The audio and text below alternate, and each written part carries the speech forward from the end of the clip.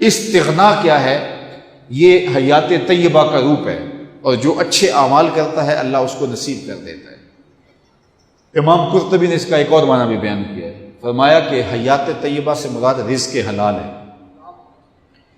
اگر ہم نے معلوم کرنا ہو کہ ہماری نمازیں قبول ہوئی ہیں، ہمارا حج قبول ہوا ہے، ہمارے دیگر نیک اعمال قبول ہوئے ہیں، تو کیسے اندازہ کریں وہ قبول ہوئے ہیں؟ دیکھیں کہ اللہ نے ہمیں جو رزق دیا ہے وہ حلال ہے یا حرام ہے۔ اگر اس نے ہمیں حلال رزق دیا ہے تو سمجھ لو اس نے ہماری نیکیاں قبول کر لی۔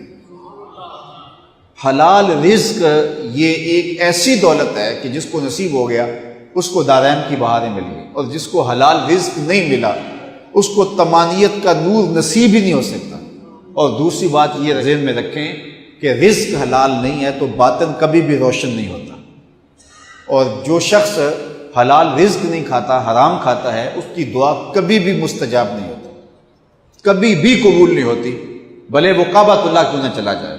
حضور نے ارشاد فرمایا ایک شخص لمبا سفر کر کے آیا ہے اور اس کے بال غبار سے اٹے ہوئے ہیں، یمد یدیہ، اور وہ لمبے ہاتھ کر کے دعا مانگتا ہے، وَمَطْعَمُهُ حَرَامٌ وَمَشْرَبُهُ حَرَامٌ وَمَلْبَسُهُ حَرَامٌ وَغُذِيَ بِالْحَرَامِ فَأَنَّىٰ يُسْتَجَابُ۔ فرمایا اس کا لباس حرام ہے، اس کا کھانا حرام ہے، اس کا پینا حرام ہے، اس کو جو غذا دی گئی ہے وہ حرام کی ہے۔ اب لمبے لمبے ہاتھ کر کے کعبۃ اللہ کے سامنے کھڑا ہو کے حتیم میں دعا مانگتا ہے، کعبہ کے غلاف کو پکڑ کے چیختا ہے۔ رسول اللہ فرماتے ہیں اس کی دعا کیسے قبول ہوگی؟ جب اس کا رزق ناپاک ہے تو اس کی اپنی دعا بھی قبول نہیں ہوگی، بلکہ صوفیہ فرماتے ہیں نیک لوگوں کی دعاؤں سے اس کا حصہ بھی نکال دیا جاتا ہے۔ جب اللہ کے بندے دعا مانگتے ہیں اللہ پورے مسلمانوں کی، پوری امت کی خیر فرما، تو جس کا رزق پاک نہیں ہوتا اس کا حصہ اس سے نکال دیا جاتا ہے۔ تو حیات طیبہ کا روپ یہ ہے کہ ہم اپنے رزق کو پاک جب کر لیں گے تو سمجھ لیں کہ اللہ نے ستھری اور پاکیزہ زندگی دے دی، اور پاک رزق کمانے کھانے والا اپنے قلب میں ایک تمانیت کا نور پاتا ہے، اور اگر وہ نہیں ہے تو پھر کچھ بھی نہیں ہے۔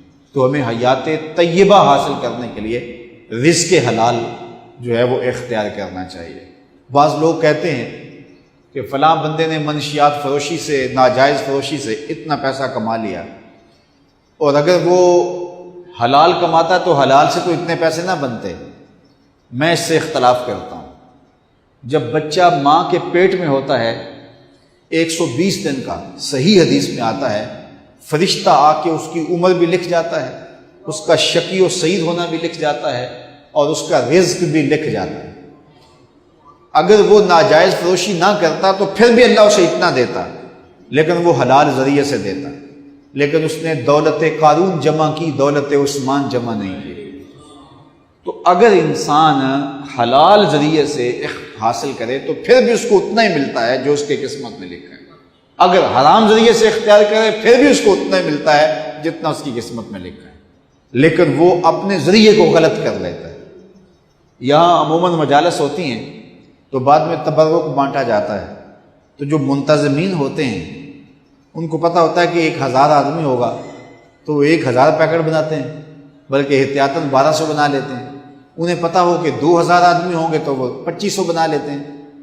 یعنی ایک عام تقسیم کرنے والا لوگوں کے حصے جو ہے وہ پورے دیتا ہے، اور کسی کو چاہتا ہے کہ محروم نہ ہو۔ تو اب اگر یہاں کوئی بانٹنے لگے تو سارے لوگ اطمینان سے بیٹھے رہیں تو وہ ایک ایک کی جھولی کے اندر اس کا حصہ پہنچتا جائے گا، عزت سے، وقار سے، تکریم سے۔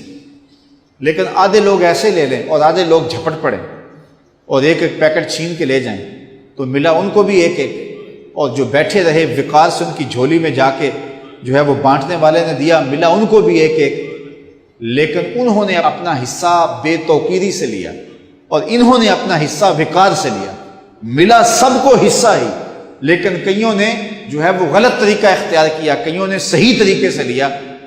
رزق وہی ملتا ہے جو رب نے قسمت میں لکھا ہے، کوئی حلال ذریعے سے کماتا ہے، کوئی حرام ذریعے سے کماتا ہے۔ اب مجھے اور آپ کو یہ عزم کر لینا چاہیے کہ ہم کبھی بھی زندگی کے اندر جو ہے وہ حرام نہیں کمائیں گے۔